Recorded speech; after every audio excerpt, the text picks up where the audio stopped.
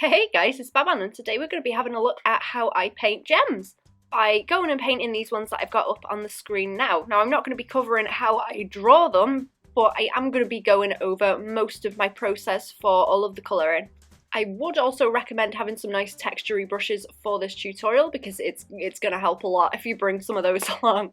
As per usual, I'm going to be using Clip Studio Paint, but if you guys want to find out how to do similar things in your program, you should probably try just Googling the terms that I'm using. Okay, so a little tutorial preview. What we're going to start out with is showing you guys how I separate my foreground and background. As we go through, we're going to be having a look at a few little video references of some of my crystals so that I can explain what it is I'm trying to replicate a little bit better. Then we're going to go and start to look at making them look a little bit more transparent and getting that washiness in. Then once we've got that, we're going to start going and defining our shapes and putting a little bit of light on and reflection from the surfaces. Then we're going to go and figure out how to put all of our little fractures and textures onto the inside of them, and then all of our shadows and where they belong, and then just some last little finishing touches. So here we go, let's get started. Okay, so over 2019, my little project for my calendar was to do one with all gemstones or birthstones. So this is the full set of them that I've done. But what I've done for this tutorial is gone and pulled out the ones that I think are going to be the most helpful for us to look at and show some of the things that I want to talk about in this tutorial, so that we can draw something similar to them in the end. And what I've gone and done is done a few quick little sketches for these gems that we're going to be doing. Now I'm just going to be doing it with some points like this, and if you guys are struggling to draw them, then go and look up some refs. There's plenty of nice refs if you put in just crystal points as a search or something, or crystal cluster, and you should be able to find some with nice points like these. But I'm going to go and grab some that I like the look of, and we're going to do a couple of them to show some different things. Okay, so I've pulled out the crystals I wanted. I've gone and drawn a few more little ones on just to bulk out some of those other two, and we're going to keep one that's just loose, but the other two are going to be in little clusters. So I'm going to reduce this down. And then what I want to do, once I've kind of blocked it out how I want it already, I'm just going to go and do the lines for it really quick. Now what I'm trying to do with these lines is keep them quite clean, because I want to use them as sort of line art that I'm going to use as a reference and select around, but we are going to be getting rid of the line art later once we get it to a point where it is looking nice, but we need to keep it as a reference for where all of our planes are on these crystals. I'm also drawing in on a different layer and in a different colour the planes that we're not going to be able to see that are facing backwards. So I'm basically drawing kind of the inside or the outside of the other side of the crystal to define that. And that will come into play a little bit later when we start adding more details in and putting our reflections from the planes in. Okay, so what I've done is got all my sketches together, and I've bulked them out a little bit more. I've given some of these a bit more of a cluster to them and a bit of a base for them to sit on, and I've reduced those down and done some cleaned up ones like that. And then once I had those done, I've gone and drawn in the opposite sides of them so that we kind of have a better idea of where those planes are on the opposite side and how much space is going to be taken up in the middle when we start doing details in there. I've also done them in a different colour just so they're a little bit easier to see. So now that I've got those, I'm going to get rid of those lines just in case they're in the way. I've tried to keep these ones fairly clean so that what I can do is make a new layer.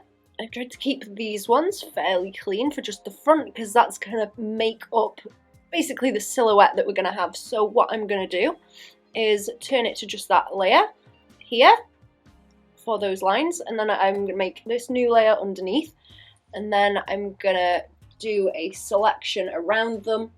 And I'm working in Clip Studio Paint, and if you guys want to figure out how to do this as well quite quickly to fill things in, then I've got another tutorial on how to do that, which I will put a link to at the end. So if I do that and then invert it, I'm going to just fill this in as one big block like that. And it hasn't quite caught some of these pieces because I had some gaps in the lines, so I'm just going to go and fix that quickly. Okay, there we go, so now we've got those. Now, the next thing I want to do, now that I've got the basic silhouette for them, is I'm going to reduce them a little bit. Now this one's going to be fine because it's just a chunk of crystal on its own, but with these ones, we're going to have these crystals that we're going to want to be a little bit transparent, and on this one as well. But then we've also got this solid base rock that they are sat on. So I'm going to copy and paste this layer that I've already got, and that's going to duplicate what I already have.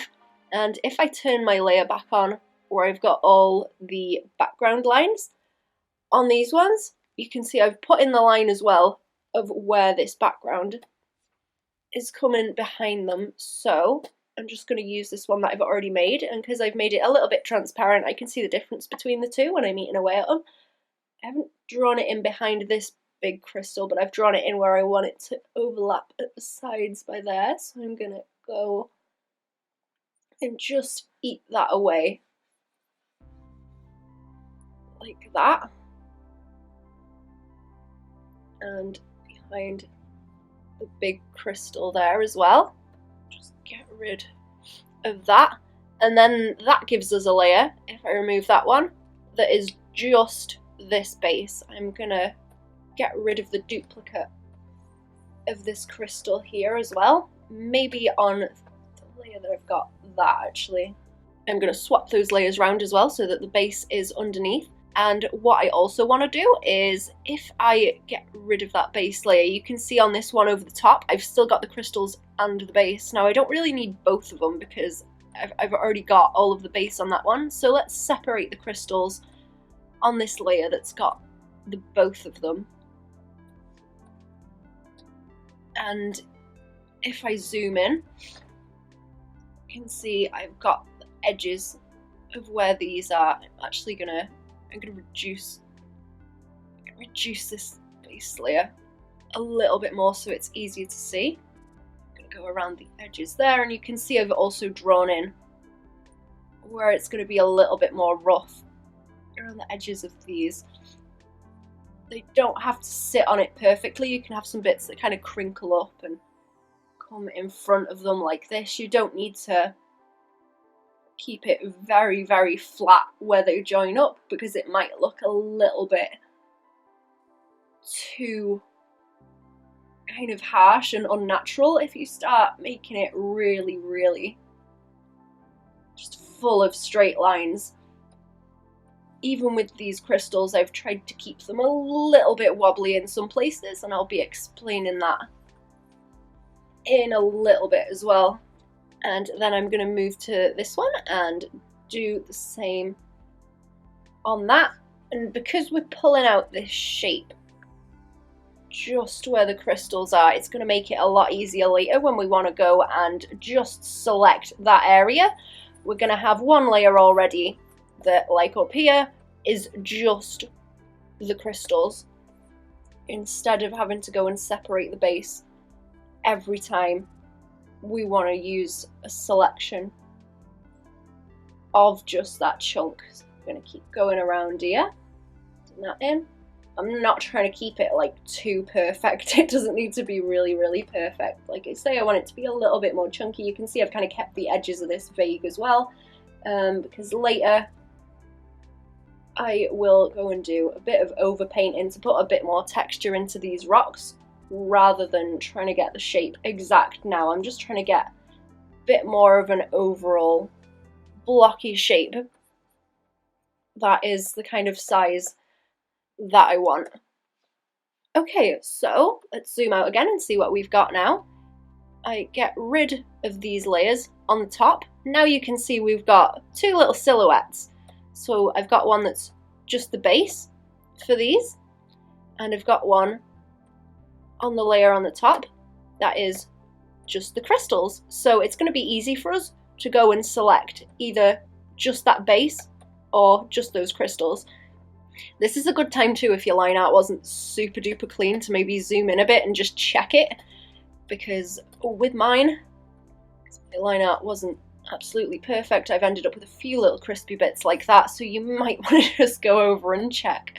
Next, what I want to do is, if I make these as a big chunk, they don't look terribly interesting, and there's something in this, because if I reduce this down again, you can start to see how they look transparent just with these 3 values on the go, with the background and the shape for the crystals and the shape for the base.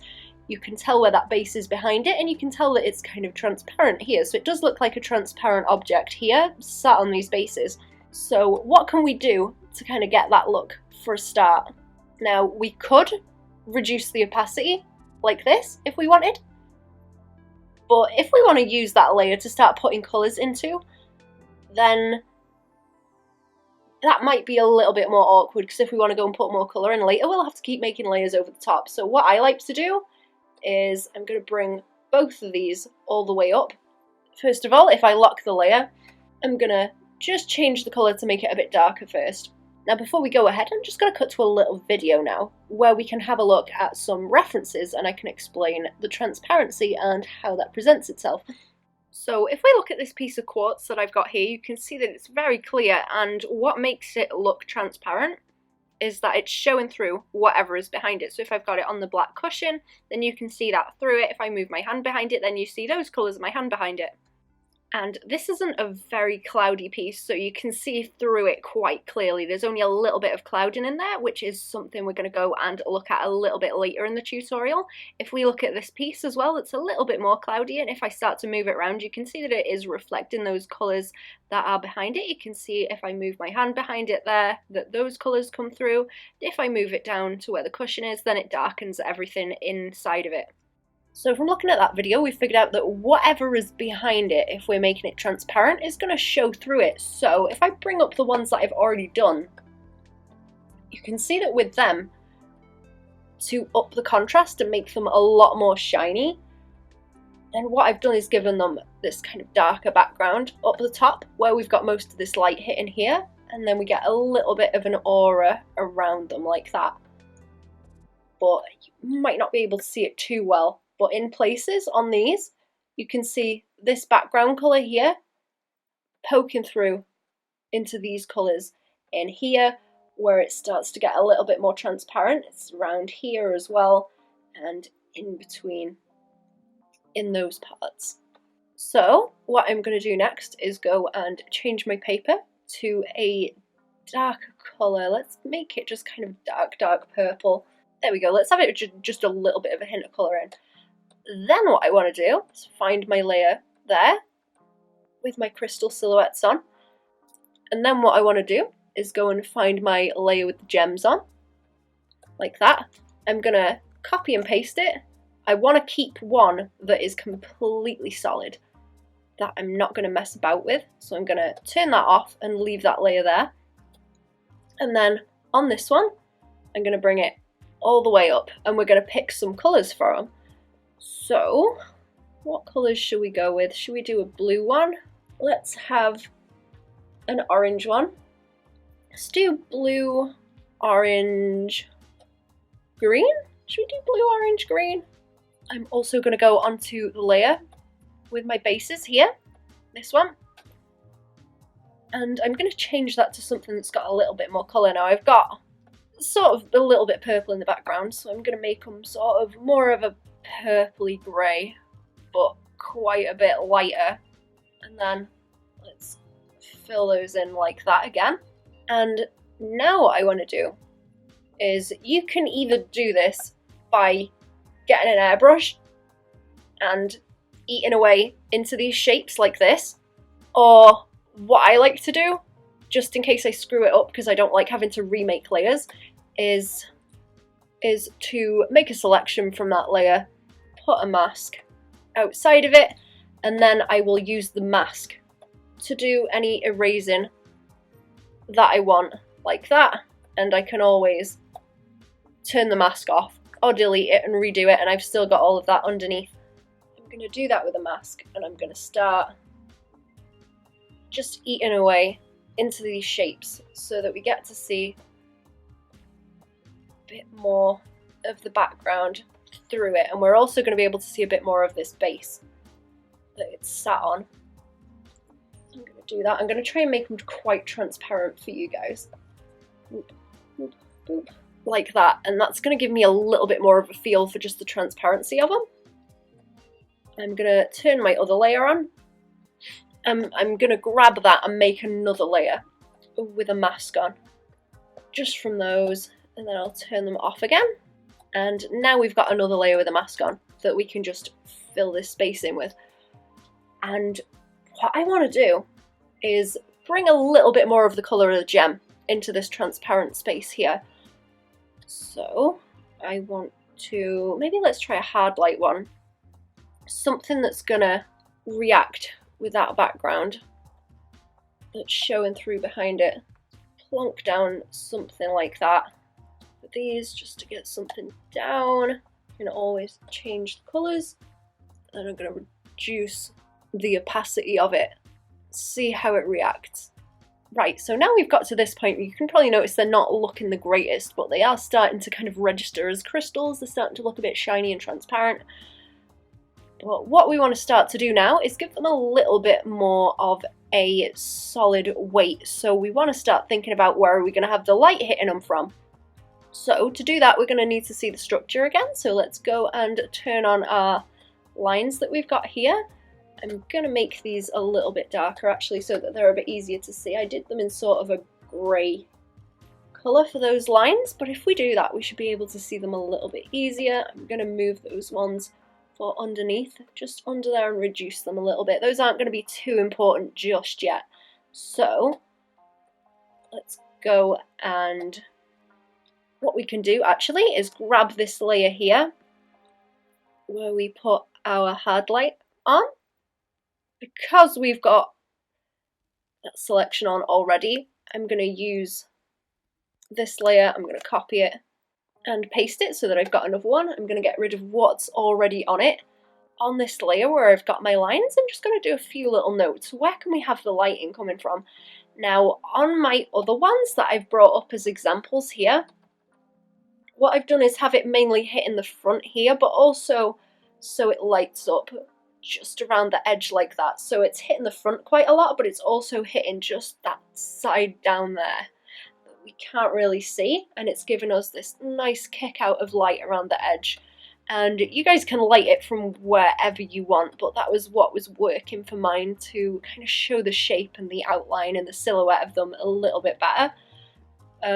With these, let's have a go of doing it from maybe, let's go for like this side instead. So let's do this. And that's going to be our light source, and it's going to come in this way. Let's do it a little bit more from the front. So more that kind of angle where it's coming forward. And now what we need to start thinking about is where is that light going to hit these planes that we've drawn in. And I don't try and worry about it too much straight away, as in how much is going to be hit on each different plane. What I want to think about is which planes are going to get any light at all. So I'm going to go with a kind of nice warm yellowy light, since we've got this purple in the background, and that's going to be in the shadows when I start going and putting them on in that. We can also see it through there a little bit more purple. I might make it a little bit more saturated later, but I'm going to bring in a yellow for this lighting. And let's zoom in and do this orange one first. I'm also going to go and set this too. We've got it on hard light at the moment because I copied the other layer. If I bring down my layer mode menu, what I'm going to put it to is glow. Find glow, there it is, add glow.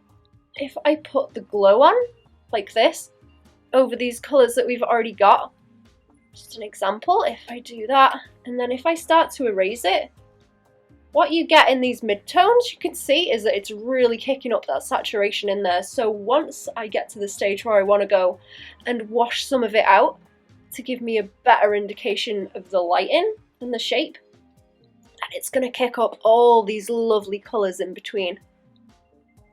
So let's get rid of that for now. I'm going to grab my yellow again, and like I said, what I'm going to start doing is following these lines around and figuring out which parts the light is going to hit depending on where these faces are looking. Now these ones down here aren't going to get hit with as much light as this one up here, because this one is directly in this line here. But don't worry about that at the moment. Just plonk in wherever any light is going to hit from the main light source that you've got onto these faces.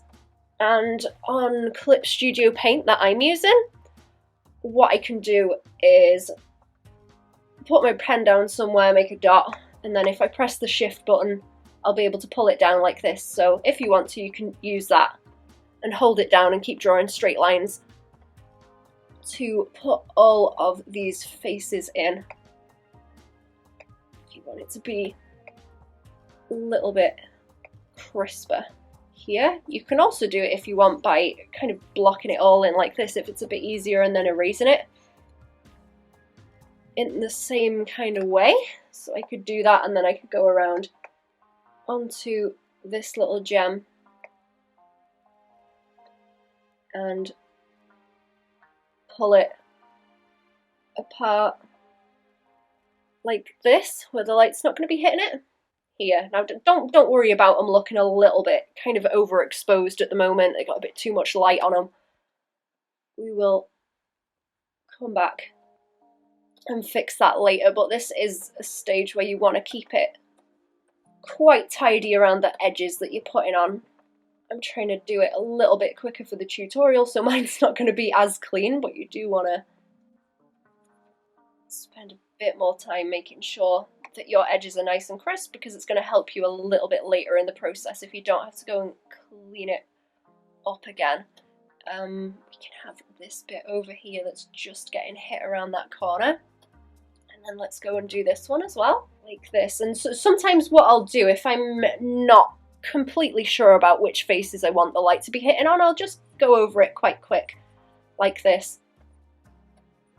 Sometimes it's difficult to see, and then if I zoom out, I can have a bit of a better look at it before I decide if they're in the right place or not, and then I can tidy them up. So don't worry about doing little test layers if you need to figure out where your lighting should be, because I do it all the time. I'll make a test layer to see if it looks right, try it out. If it doesn't look right, I'll delete it. If I like the way it's looking, I'll get rid of it and then do it again nice and clean.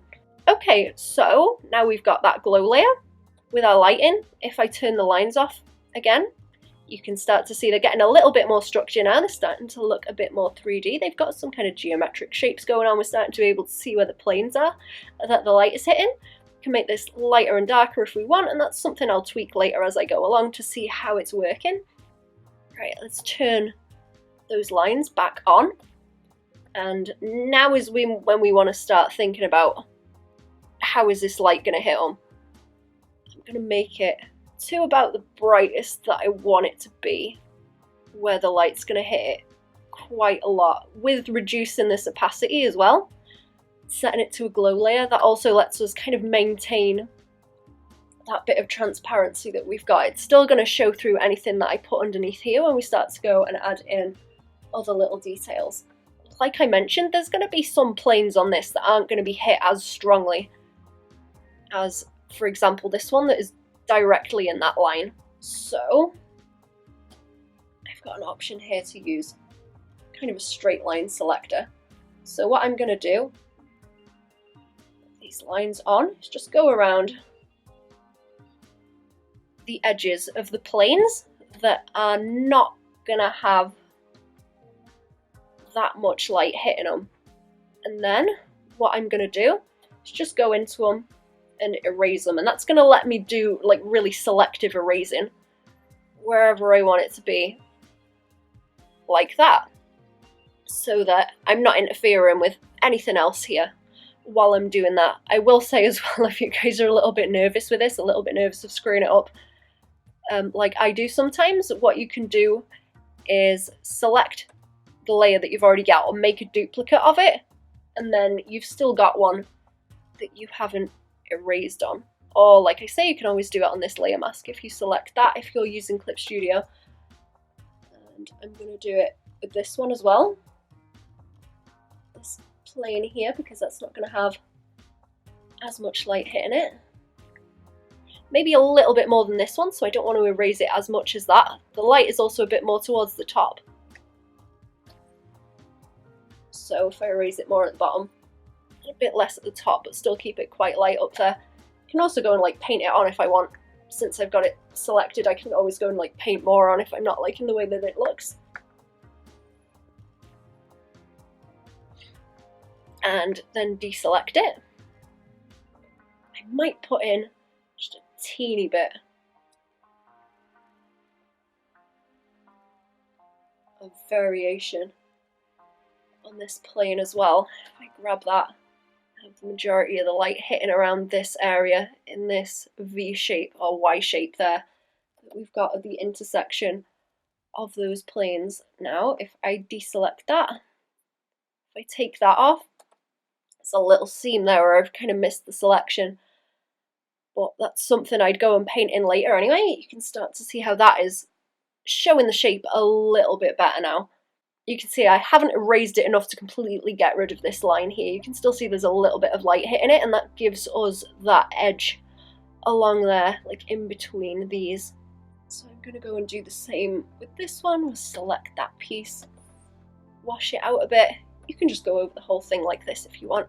It might help to turn those lines on and off just so you get a better idea of the kind of contrasts of the values that you've got going on. It's just a case of going and selecting around those edges, and I don't want it as bright down at the bottom, so I'm going to bring a gradient up from that.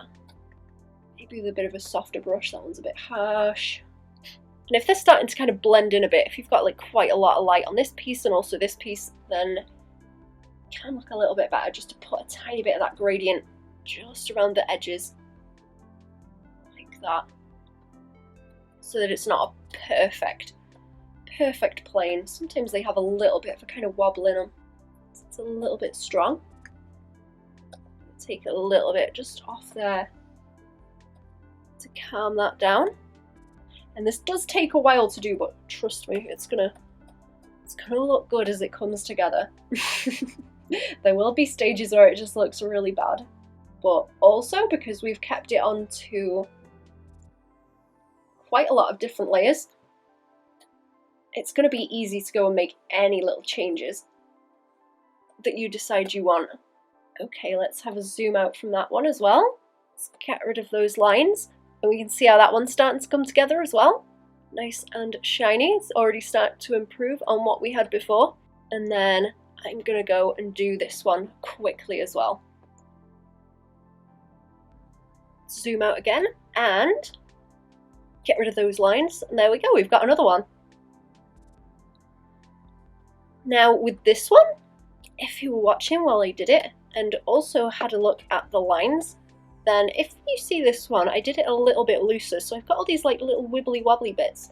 Now with some crystals you're not always going to get them kind of perfectly straight like this, and I'm going to make these a little bit more raggedy and natural looking a bit later. But if I just bring up these pieces up here, if we have a look at this one of some rubies, then you can see that on these I've made them a little bit more chunky like this, and also on these amethysts you can see they've got these pieces here where they're not perfectly flat down the barrel of the point. So I want to do one that's got a bit more texture like that. Now the way I want to explain it is these light bits that we've just gone and put in, where the highlights are, is where the light's going to be hitting it.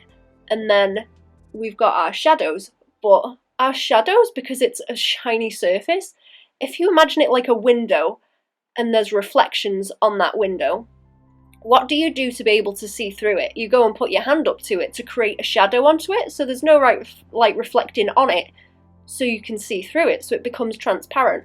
So that's what we want to do with this one.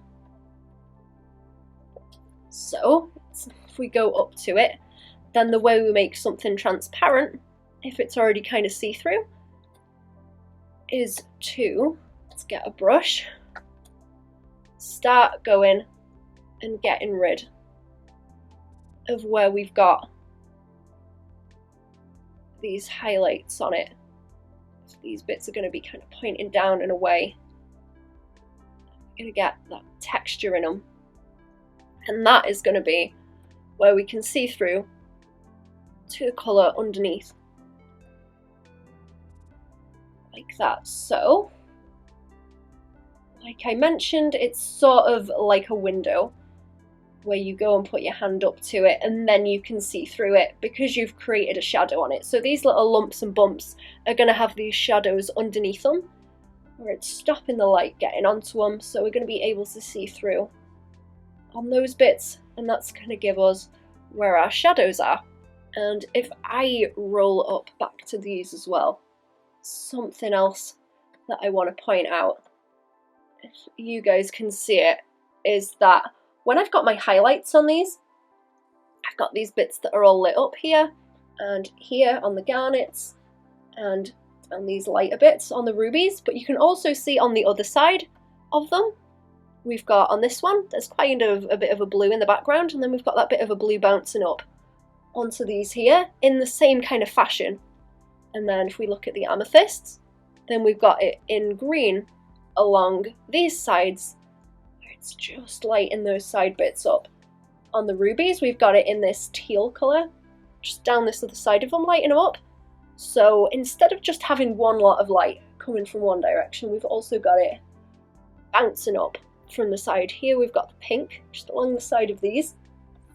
On that one of the emerald, and on this one, we've got that main bit of light, and then we've also got that blue that's bouncing up and onto these sides of the crystals. So what I've done there is used basically the same thing as I've already done on these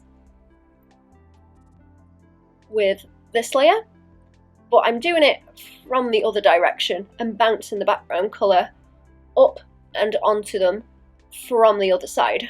So let's go and have a go at doing that as well, so that we've got that little bit of bounce light, and it's going to give them a bit more depth and shape again.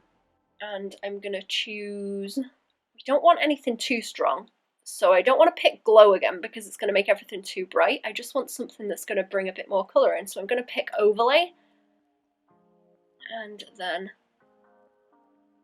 purpley colour that's going to reflect. Okay, you might need to tweak these colours a little bit and just play around with them until you get the right kind of colour reaction that you want from these, because it is going to be a little bit difficult when you're using things like an overlay to anticipate how it's going to react with it. For example, it's going to react differently on that orange than it does on this blue over here. Okay, so now I've gone and done that, and you can see on this green one as well, I've gone and put in that little bit of texture to carry that on from where the light's hitting it a bit more through to where it's hitting with that purple at the side. And what's looking kind of off at the moment now, since we've put all the light on these, is these base bits of rock. So what I'm going to do is start going and putting a little bit of colour into those, and I like to do them with, where are my painty brushes? Just some textury brushes that I have. So I'll go and start chunking to give us a little bit of an idea of where the light's going. Now, as I'm doing that, you can see that it is hanging about underneath where this crystal is as well, and everything that we've put on that crystal with the glow layers and overlays and hard light layers is reflecting through it because everything's transparent, and that is what we want. So it's going to let all of that texture in there show through, and this is being kind of pasty because, yeah, I changed the opacity of it, that's why it's being really pale. Okay, let's go and add some darker shadows onto it first. So let's go with something that's got a bit of that purple in it, and let's put that onto it. Just give it a little bit of texture on that base. I'm going to add some on the inside underneath these gems as well. I'm going to get a little bit of that crispiness kind of coming up.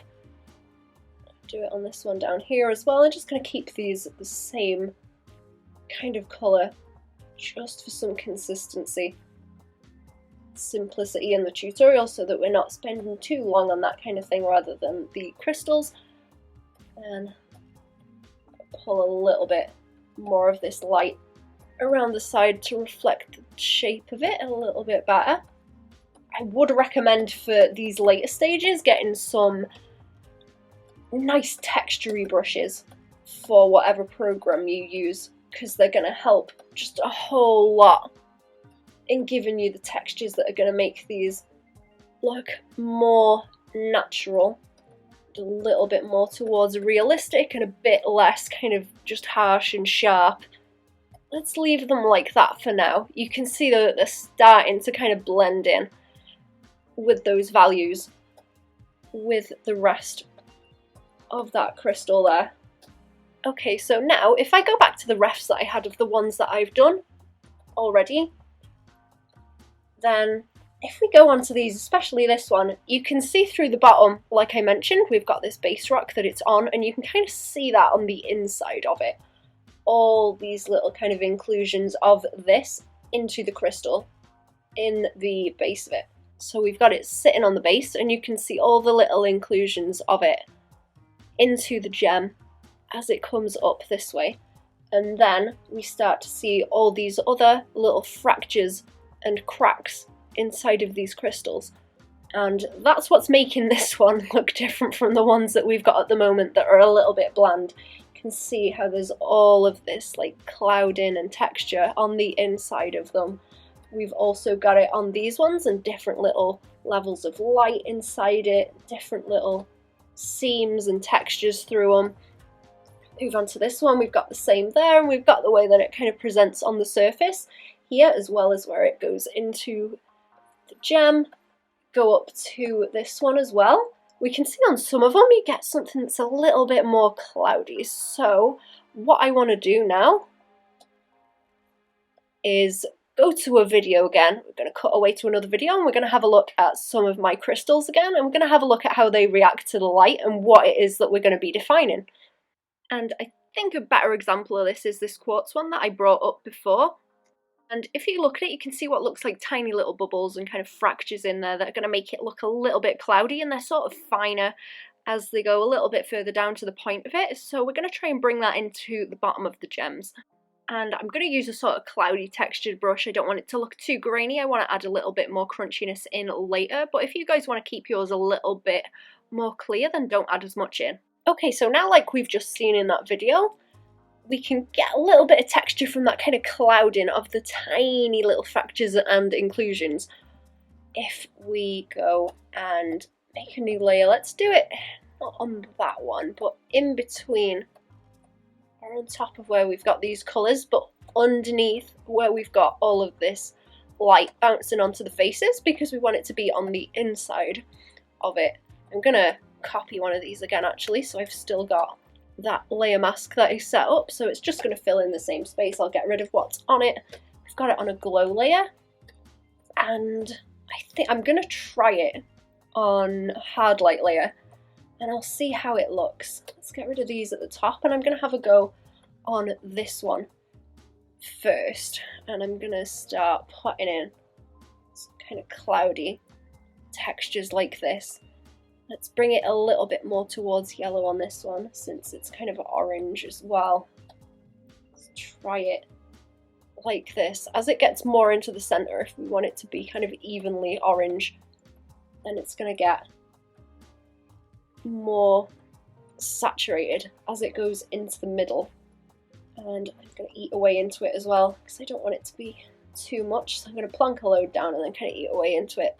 Clear at the bottom. I want it to get clearer as it goes further towards the top, like that. I think that's going to be okay. I'm kind of liking the way that that looks. Let's have a go of doing some on this blue one as well. I'm going to bring that more towards a blue colour, and let's have a look at how we can put it into this one and paint some more in a bit higher up. I want this one to be a little bit clearer, so I'm going to take a bit more off. I do like the way that it's coming up this way, where we can see it contrasting against the background. Eat away a bit more of that at the bottom, and I think I'm going to leave it like that so it's not too much on that one. Let's try and do some on this green one as well. I think this green one's getting a little bit harsh around here as well, so I'm going to go and change that in a minute. But let's go and put some bright green into those bits there. like that. And like I said, that is kind of, all this light here is bringing it down a little bit. So I'm going to go back onto that, reduce that just by a bit with my airbrush so that we can see a bit more onto the inside of this one. It's not going to be as easy to see, of course, because we've got all these kind of rougher bits around the edge of that one. Let's zoom out again and see how they're going. Start to see they're looking a little bit more clean now. And before I carry on with this, what I just want to bring up as well is, remember when we drew in the lines at the front at the start, and then we did the ones at the back as well. Now we don't really have the lighting for what I usually do with these lines that define all of the planes that we've got kind of in the back half that's facing the other way. But what I would do with them, like I've done on my other examples earlier, is to do something similar to what we've done with these ones at the front here, which is light them up kind of from the back in the same way. So if I copy paste that, I'm going to swing the light around a little bit on this other one as well. It can help as well to take this layer of your front lighting off while you do this. I'm going to go with the same colour because it's going to be the same lighting, but I want it to be a little bit paler. And I want to go and chunk in where that light is behind there. It's going to hit a little bit on that one as well. So I'm basically doing the same thing as I did when I was putting my lights at the front on, where it was in all those nice highlights on those planes. I'm going to soften them out like I did on the last one as well, in the same kind of way. But what I'm going to do is reduce it by quite a lot, so it's just in the back there. And then what it'll do is kind of overlap with everything that we've got at the front, like that. So you can still see where it's overlapping with everything else and reacting with it behind, and it's lighting up those pieces at the back and showing through. So I'm just going to do it on that one so you guys can see that little bit there. I might do it on this green one actually. I think that one would be quite a good version for trying it with, so let's do it on that as well actually. One of these has gotten a little bit pale as well. This one wants a little bit more of a kick to it. I think it got caught a little bit when I was reducing some of the other bits. So let's put that back on and then calm him down a bit so that that bit stands out better. Just needed a bit of a fix on it. I'm also going to up these little bounce bits of colour as well so we can see those a little bit stronger while I'm messing about with those layers. And like I say, what I do as I go through these is kind of end up tweaking quite a lot of the bits in it. Okay, so what do we want to look at next? If I go and bring the pieces that I've already done up again, like I mentioned before, we've got all these little crinkles and creases in there, and the way that they go inside of the gem. So let's go and have another quick look at a video and look at some of my gems. So if we look at the fractures in this quartz again, you can see the way they sit inside it is almost as though it's sort of a slice through the middle, or a plane on its own through the middle. And if we look at this piece of fluorite as well, you can start to see how there's more of them running through the middle, and you should be able to notice in the green in the centre that it's lighter on the top and darker at the bottom, and that's because where those fractures are through the middle, it's kicking light back out at the top and it's stopping as much light going through to the piece underneath, so we get this effect of like a sort of shadow underneath where that is. So I try and think of them as little slices through the middle, and also kind of mirrors that reflect the light back. You can see as well how it gets deeper and darker of a colour as it goes further back into the gem, and there isn't anything in there to kick the light back out. There's no more fractures in those clearer, darker bits. And if we have a look at my smoky quartz again, then you can see as I turn it around that when they catch the light, they really kick it back out when the light is hitting them straight on and bouncing it back towards us. But when we turn it around also and they come more towards us, you can see how they become dark when we are looking at the opposite side of them that isn't catching any of the light. Okay, so now that we've looked at those, what we want to do is start going and replicating them. So I'm going to make myself another layer with the same layer mask on. It's great when you've got something with a layer mask on because you can just keep copy and pasting it for all of these different little pieces. And what I'm going to start to do next is pick just a bit of a darker colour so that it's easier for me to see while I'm putting it on, but I'm going to change the colour of it later. And what I'm going to do is start to choose where I want these little fractures and cracks to be going. Now, as we saw, some of them are just going to be inside, but there's going to be some of them as well that go along the front faces and hit those faces and kind of go through them. We'll have little bits where it just shows as cracks along the surfaces, like this, for example. So if I put one across there like that, and we have maybe a few more hanging about around here,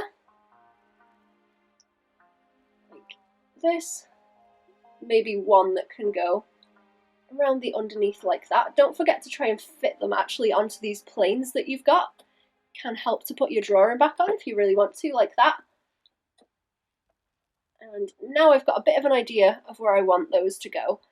And then I'm going to go and find my brush that's kind of got a little bit of a foil texture. Like I mentioned when we were looking at them, they've kind of got a texture of foil when they're all shiny. So what I can do is start to go and put that on. And like I said, this is when you should probably have some nice texture brushes, or make your own ones like I did with these. And I made mine using some like offcuts of carpet and some paint, and then I made some blotches with them and scanned them in. Okay, so now I've gone over those and I've kind of lost where I've put those lines in, but needs to go over a little bit. So now what I can do is go into it like this with the brush and define that edge where it stops. Where it hits the front of that plane. And you can do this in multiple layers because it can be kind of difficult to just do it on one. I think that might be the way I have to go with this one. I need to do this bit up here. If I carve that out by there, I can have one there. I can carve a little bit out by there. And like I did with the previous bit, with all the little cloudy textures, what I can do as well is make it into a transparent brush and kind of eat away into what I've already got to change the shapes a little bit if I've got too much of it. I'm also going to use a bit of the airbrush just to wash it out where I don't want as much of it. Now you can start to see how that's coming together now, even though it's in quite a dark colour, just because I'm trying to see a bit easier where I'm blocking it out. I'm going to make another layer that I can do the same thing on. So we've got one layer where it's that, and then a new one where there's nothing on it. And I think with this one I'm just going to go straight in with this crispy foil looking brush, and I'm going to go over the top like this. I'm going to go over the top like that, and then I'm going to go and carve it out again like I did with the last one. Maybe let's have two bits here that kind of come down and intersect, and we've got a nice V shape in there. That, and then use the transparent brush, oops, that's a star one, to eat away at it a little bit there. Let's have another tiny little bit up the top as well, I think. Just one more little piece. I'm kind of feeling like it needs maybe up in that corner to balance it out a little bit. Out and around, pull it down that way over that plane and that way over that one. I don't want it to be perfectly straight. I want it to have a little bit of movement to it. And then eat into it again with that as much as I want. Then just erase and soften it a little bit like that. And then what I can do is lock the transparency on my layer and change the colour of it. So what I like to do with these as well is make them into a glow layer, and like we looked at on the video, depending on where it is, it's gonna react differently. But if you want something that's gonna kick out a lot of light, then we can turn it into a glow layer. And it's kind of dark at the moment because it was quite a dark colour. If we change it to a lighter one, like this, then it's really going to start kicking out the colour like that and the brightness. Nice and shiny. And I think I'm going to leave them like that for now. And the next step I want to do, let's zoom in on it a little bit more. Zoom in on it a little bit more, is to start putting in some darks, because this is getting quite light now and it's starting to all kind of blend into each other with all these quite bright kind of mid-tone and highlight values. So if I go and grab one of these bottom layers that I've already got, like for this one that I've put the base colours down on, I'm gonna grab that, paste it again, so that I've still got that layer mask like with the others. And I'm gonna pick, let's try multiply, and like we looked at in the video, then when we've got a plane like this on the inside of all these little fractures and it's kind of reacting like a mirror and kicking all that light back out this way so that we can see it, then it's going to reduce the amount of light that's actually hitting it underneath, like this. So the underneath of that is going to become darker because there's not as much light hitting there. Get it a little bit underneath this piece too. And this is going to start to kick the colour up just a whole bunch. Try a little bit over there. And bring in some more kind of dark bits around the rest of it. Let's fill it in and see what it looks like. And then we can wash it out where it wants to be, a bit lighter. What I'm going to do now is get my 2 layers of these little fractures and crinkles. I'm going to merge those down, and I'm going to get my airbrush back onto them and just calm them down a little bit as they kind of move closer into the centre. These bits all in the middle.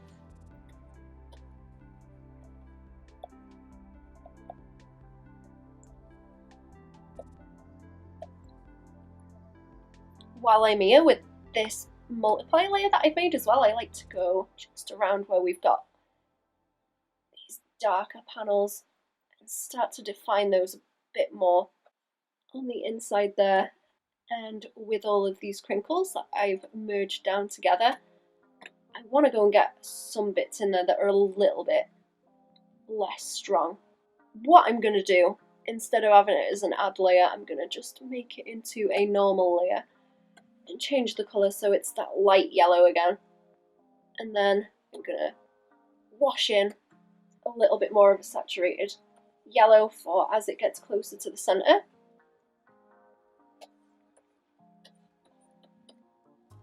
Gets more orange. And then I'm going to pick a darker colour for the little bits that are going to face the other way and not be reflecting all of that light. So I'm going to pick my textury brush again. I'm going to try eating into those shapes. Might be better if I choose something like this actually. Be a little bit difficult. This is sometimes a bit easier to go and do just manually like this, as well as picking the colours. It makes it a little bit easier to control. You're able to just go in and pick the pieces, because my brushes tend to be a little bit kind of dense. Okay, now with this one, we're kind of getting closer to the end with it. So what I'm going to do now, that I've done all of that, is add just a little bit more, I think, onto this base, to the bottom of it. I'm going to be seeing a little bit more of that through the bottom. Let's try making it a little bit more purple as well. It's going to show that through on the base because there's not a whole lot of space between there and just the bottom of it. And then I'm going to make a normal layer, just a new layer over the top, and that's the point when you want to start getting these light colours and you can start defining things like these edges a little bit more clearly. Now you're going to get some little fractures around the edge where they kind of cut in, and you get you're going to get little bits the light isn't going to hit if you get little cracks around the edges like this.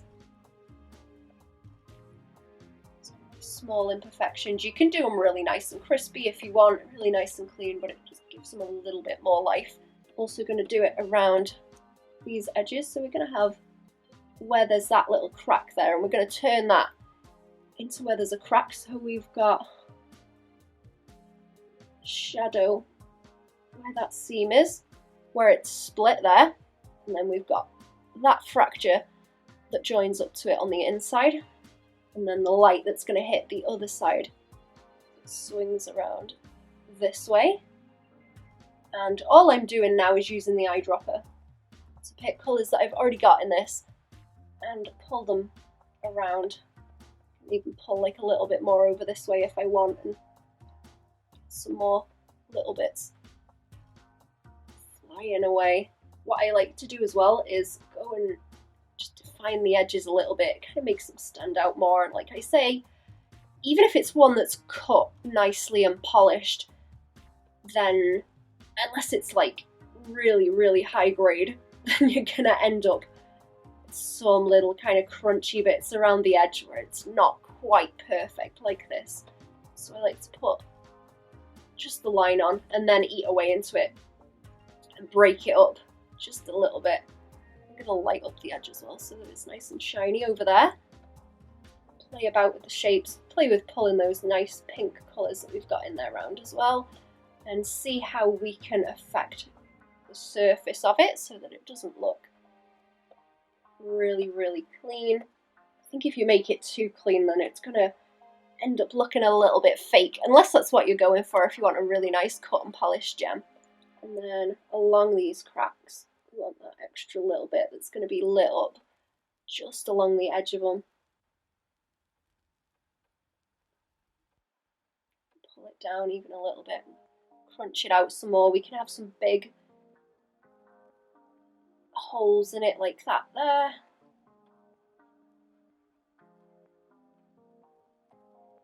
If I want, pull this up that way, pull it a little bit more around onto this face because it's a little bit bright, too bright at the moment. Make sure you're kind of keeping with the right values. Don't just pick like the brightest colour and then start painting down here where it's dark, because it's going to stand out too much and not fit in with the rest of the values that are around those bits. So you want to use colours that are kind of close to the area that you're painting. And but at this point, if you've followed the same kind of setup as me, then it should be kind of easy to just grab the ones that are close to what you've done. I do my stuff in a way so that I kind of build up the entire thing into its own colour palette. So by the time I get to where I want to start overpainting it like this,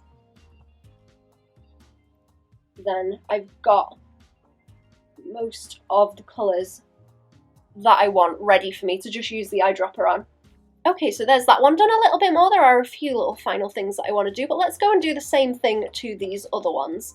And these are going to be a little bit more complicated because there are more crystals, but we're going to be doing the same basic formula. Something I want to mention too is if you've got multiple crystals like on this one, then what you can do is follow a line through. So if I want to draw one in, I can follow it through like this one, onto this one, and then through onto this piece as well, and it'll bring everything together a little bit easier. So if I pull that through there, that piece over here, bring it onto the top of that one a little bit, and then through onto that piece over there, and then we've got one big seam that goes through all of that. I'm going to keep this piece here too. You can use that to come down that way. And then let's go back down to our multiply layer down here.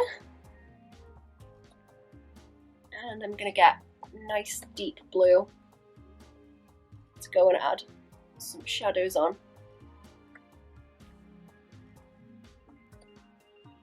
Give us a little bit more darkness on it.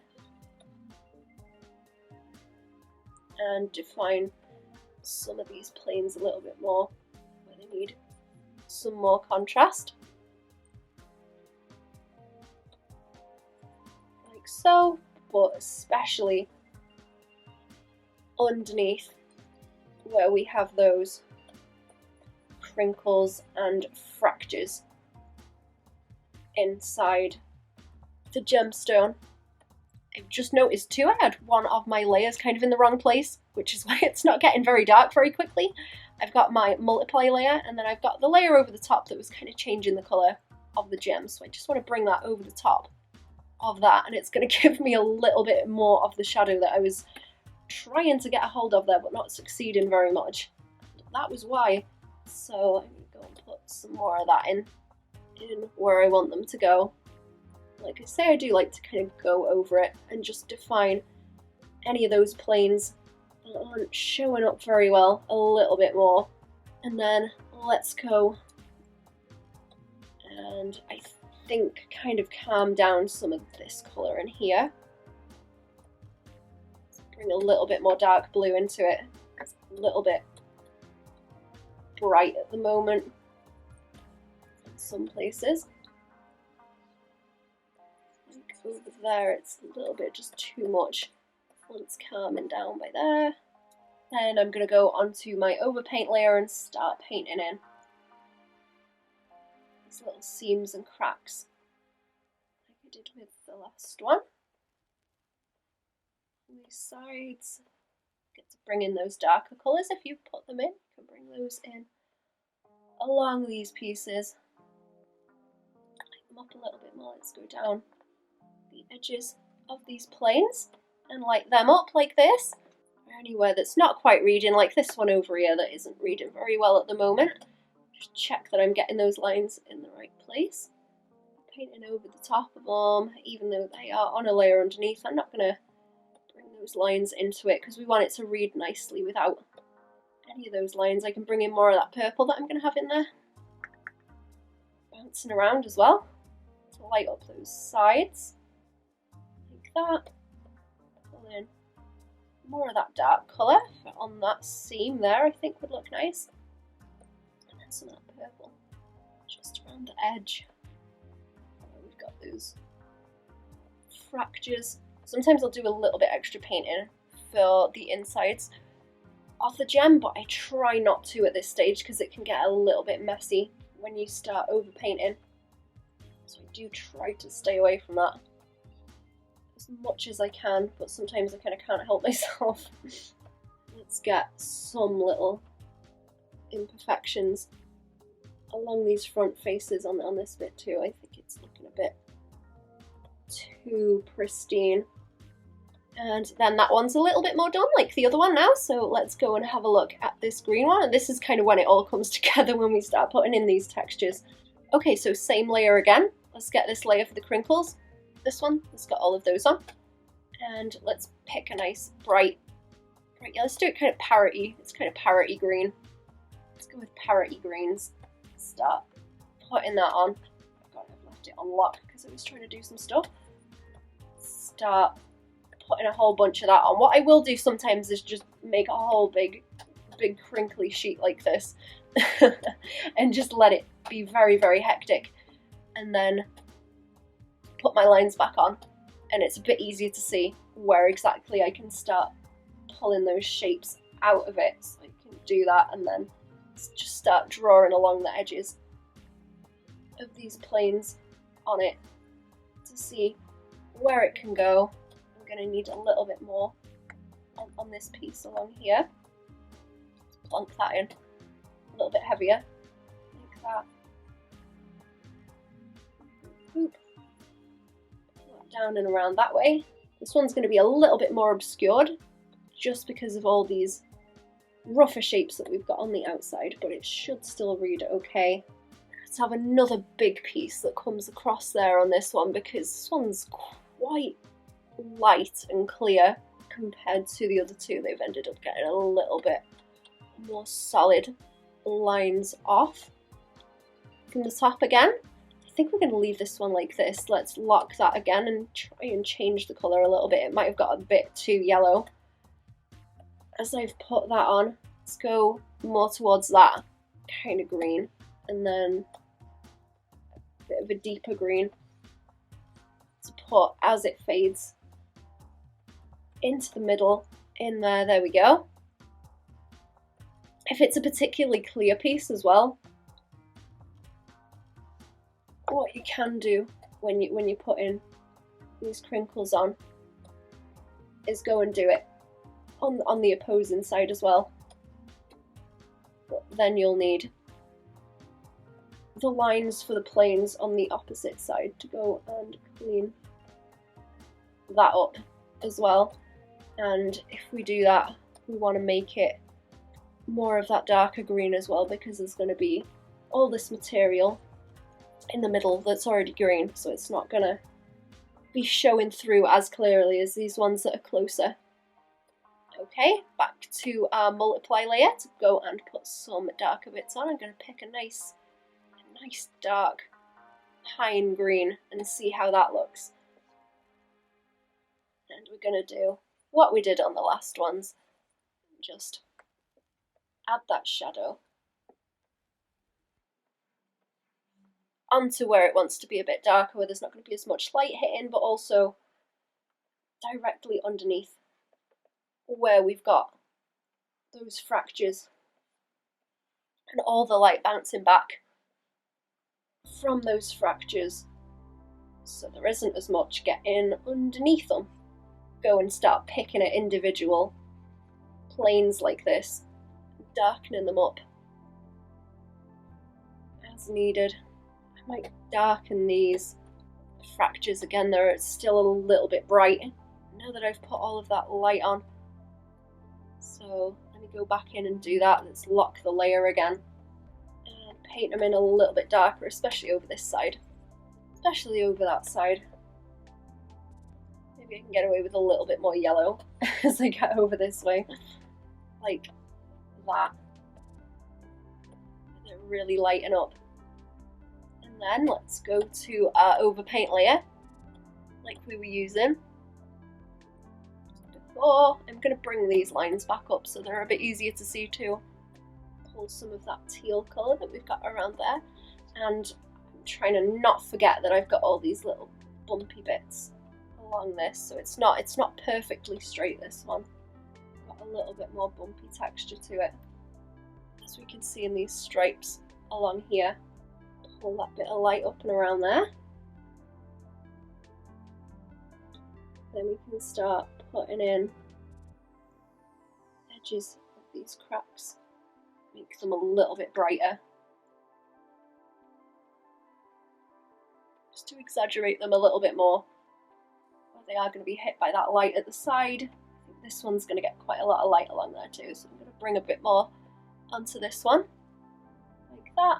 Just overpainting, so we haven't put any of that on as heavy as it is there already. And then let's start looking at putting a little bits of light onto where we've got these cracks along the faces. Put my little bits of shadow on, then we can go and select the brighter colour a bit. Just sitting there, defining it like that. This little one here wants a bit more on it too. And there we go, we've got another one. Now there's a few last little things that I want to do as well. Bring a little bit more light up onto the top of this one so it brightens up a bit there. And also onto this one over here on this top piece. Like I say, a lot of this once I get to the end is just me doing bits of overpainting to brighten it up. What I usually do as well is start to do quite a lot more nibbling over the top of these rocks to give them more shape. Again, like this, they just want a lot more texture on them. So let's just do that quite quickly. I'm not going to noodle them out perfectly in the same way that I'm not noodling out all of these gems perfectly. Over here, a bit more shadows around that bit at the bottom, like that, so it's a bit of a stronger shape, and around there, on these pieces, like that, and bit more light just around that edge there, I think. There we go. And now, because I've kept my base there for that, also my base here for those, I'm going to make a selection from both of them again. Make a selection from both of them again, or you can go and grab your ones that you've already got your layer mask on. And I'm going to make myself a, let's go with a hard light layer. It's going to let me go and do any kind of fixes that I want to on this. I'm going to put it over the top of this too. There we go. Do it over the top of that. I can bring in some darker colours around there into those if I want to.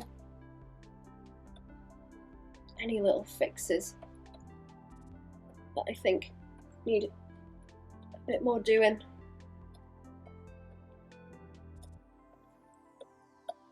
I think these aren't looking too bad at the moment though. There are some bits on some of them that I think could do with a bit more darker shadow like this one. But there's a few ones that I think need some darker bits like this. I think needs a bit more shadow down some parts like here and around here. I'm just going to go over any of these bits that I'm not quite happy with and do some fixes. There's a little bit of a kind of yellowish glow because I went with yellow for my highlights, so I'm going to put a bit of yellow just onto these rocks to bring those a bit closer to the colours that I was using.